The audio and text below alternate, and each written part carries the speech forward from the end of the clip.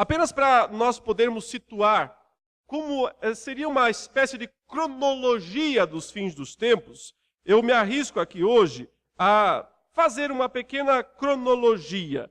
Evidentemente que falar do futuro, do que ainda não aconteceu, sempre é muito perigoso, não se deve ser dogmático. Eu leio muitos livros por aí, praticamente uma agenda fechada da segunda vinda de Jesus. No dia tal ele vem e faz isso, depois ele faz aquilo, aí ele vai para tal lugar, aí ele volta, aí ele sobe, aí ele desce. Tanta gente já fez a agenda de Jesus que eu acho que Jesus está só esperando que mandem para ele lá para ele tomar conhecimento. O que é que ele precisa fazer? Ô, meus patrões aí, vocês que decidiram, né? O que eu tenho que fazer? Como é que é mesmo? No dia tal eu faço isso? Os homens precisam ser mais humildes diante daquilo que não se sabe e que o próprio Cristo disse, cautela, a respeito daquele dia e daquela hora, ninguém sabe, nem os anjos, nem o Filho, somente o Pai. Ele reservou para a sua exclusiva autoridade saber essas coisas. Então, sempre é temeroso querer estabelecer uma agenda para a segunda vinda de Jesus. Tendo dito isso, o máximo que nós podemos fazer é tentar olhar aproximadamente estas coisas. Então, nesse sentido, a sequência mais provável do fim dos tempos seria a seguinte. A primeira coisa que precisa acontecer, precisa se cumprir, é a vitória do Evangelho em todo o mundo. Ele falou isso em Mateus 24. Será pregado o Evangelho em todas as nações, para testemunho, então virá o fim. Nós estamos no período, na época da pregação do Evangelho. Cristo conquistou o direito de que o Evangelho seja pregado em todas as nações. Ele disse isso. Toda a autoridade me foi dada nos céus e na terra. Então vão e façam discípulos de todas as nações. Preguem o Evangelho para todas as pessoas. E eu estou com vocês todos os dias até a consumação dos séculos. Então, a pregação do Evangelho decorre da exaltação de Cristo. O Cristo exaltado, o Cristo que viveu, morreu, ressuscitou e subiu aos céus, é quem está dando ordem, capacitando a sua igreja para que pregue o Evangelho em toda a terra. Nós estamos neste período. O Evangelho ainda não foi pregado para o último dos escolhidos. Quando o último dos escolhidos, o último dos eleitos de Deus na terra, ouvir o Evangelho, então virá o fim. Mas enquanto o último dos escolhidos de Deus neste mundo não ouvir a pregação do Evangelho, não virá, não acontecerá o fim, a segunda vinda de Jesus. Paralelamente com a pregação do Evangelho em todo o mundo, também corre a ideia do crescimento da iniquidade. Esse é o segundo aspecto que precisa acontecer. Sem ele, não haverá a segunda vinda de Jesus. O próprio Cristo, quando falou sobre a necessidade do Evangelho ser pregado em todo o mundo para então vir o fim, ele disse que nesse mesmo ínterim haveria muitos escândalos, muitas traições e um esfriamento do amor.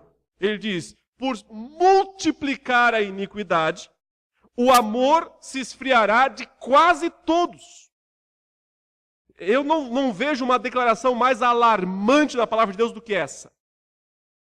Porque é o Filho de Deus, é aquele que veio para salvar a sua igreja, que está dizendo que, por causa do crescimento da iniquidade no mundo, o amor se esfria de quase todos.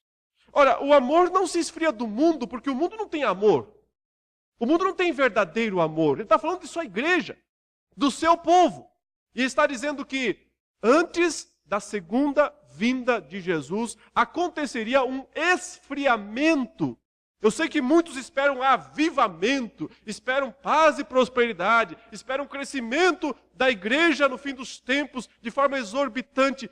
Não parece ser isso que está profetizado. Mas sim, um esfriamento.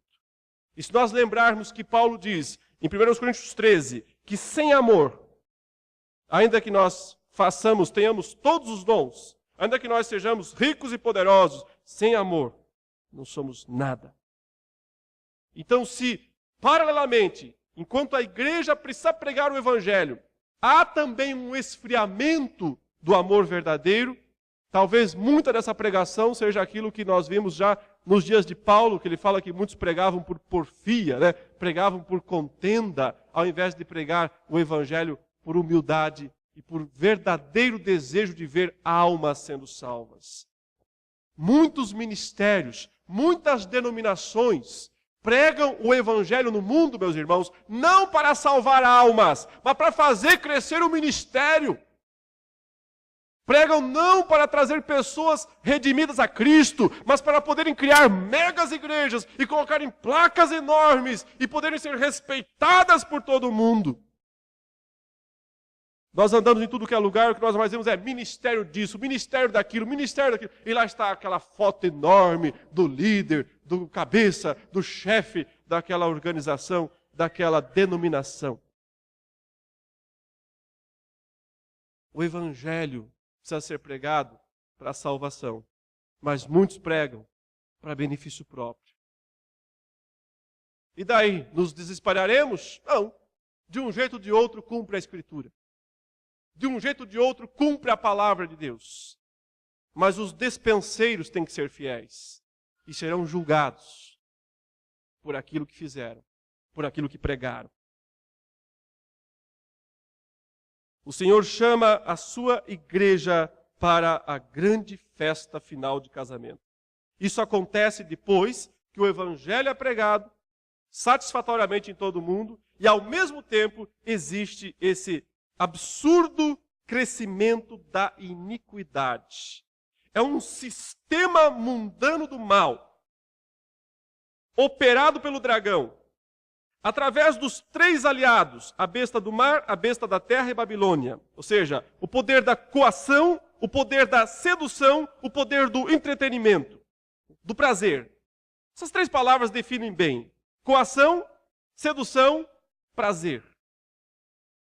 São as três armas do dragão para esfriar a igreja. Esfriar o amor verdadeiro do povo de Deus. O sistema se prepara para que chegue um cabeça, que é o anticristo. Quando o anticristo surge, no final desse grande ministério da iniquidade que está em operação no mundo, Paulo diz já desde os seus dias, mas aguarda somente que apareça aquele filho da perdição, o homem da iniquidade, o qual Paulo diz que Cristo Jesus não virá sem que antes ele venha. Portanto, o surgimento, o aparecimento deste anticristo é uma condição sine qua non, uma condição sem a qual Jesus não voltará. E talvez seja a única coisa que falta de fato acontecer. O aparecimento do iníquo, o aparecimento do anticristo. Quando ele aparece, começa a grande tribulação. Como nunca houve, nem nunca jamais haverá. Tribulação esta que é contra, que é sobre, que é em relação à igreja. Eu sei que muitos esperam que a igreja seja arrebatada antes da grande tribulação. Que sentido haveria numa grande tribulação se não fosse para a igreja? Quem que vai ser atribulado? Os ímpios?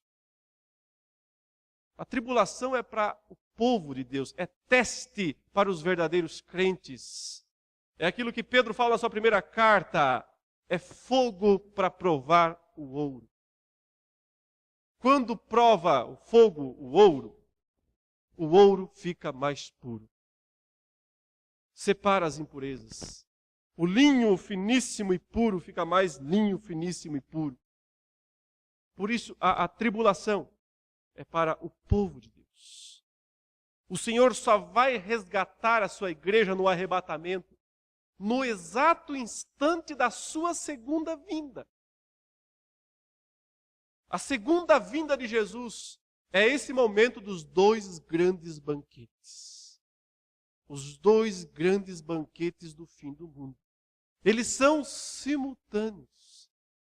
Acontecem no exato e mesmo momento da segunda vinda de Jesus, que põe fim à grande tribulação, que encerra o período do mal na terra, Significa simplesmente que o Senhor desce até as nuvens do céu. É assim que Paulo descreve a vinda de Jesus. Uma única segunda vinda, não tem uma terceira ou uma quarta vinda na palavra de Deus. O Senhor veio uma vez e virá segunda, e ponto final. Alguns sistemas teológicos fazem Cristo fazer um verdadeiro vai e volta. Ele vem até as nuvens, recolhe a igreja, vai de novo para o céu, fica 7 anos lá, depois dos 7 anos ele volta, terceira vez que ele volta, mais estabelece um milênio na terra, depois mais 1000 anos, ele volta outra vez, umas 4 vezes Jesus tem que voltar, sobe e desce. A palavra de Deus não descreve essas coisas, isso é imaginação humana. A Bíblia diz que na segunda vinda de Jesus, todo olho o verá. Não existe vinda secreta. Sabe aquela história de apertem os cintos que o piloto sumiu? De vez em quando eu vejo em alguns carros, este carro poderá ficar desgovernado em caso de arrebatamento. Nunca viu isso aí? É engraçado, né? Está escrito lá, no adesivo, no para-brisa do carro, lá no... Este carro poderá ficar desgovernado em caso de arrebatamento. Essa visão é de que Jesus vem, invisível até as nuvens, aí ele arrebata a igreja secretamente, e as pessoas só ficam sabendo porque o cara sumiu. Desapareceu, apertem o cinto, o outro sumiu. Não tem vinda secreta do Senhor Jesus. A vinda do Senhor Jesus é gloriosa. Todo olho o verá, até quantos o transpassaram. Pondo fim à grande tribulação, em que a igreja do povo de Deus vai passar, o Senhor Jesus vem até as nuvens, recolhe a sua igreja, é o encontro, é a festa de casamento, é o banquete dos salvos. Nesse mesmo instante, acontece também o banquete dos ímpios. Onde eles serão um banquete. Não é o banquete deles, ou para eles. É o banquete deles mesmo. Eles serão o banquete para as aves dos céus. Então a sequência é essa. Primeiro, o evangelho vitorioso em toda a terra. Segundo, crescimento da iniquidade, até que surja o anticristo. Terceiro, a grande tribulação, a perseguição dos crentes na terra. Quarto, o arrebatamento do povo de Deus na segunda vinda de Jesus. Então, a ceia do povo de Deus. E, em quinto lugar, a destruição dos ímpios, dos perversos aqui na terra.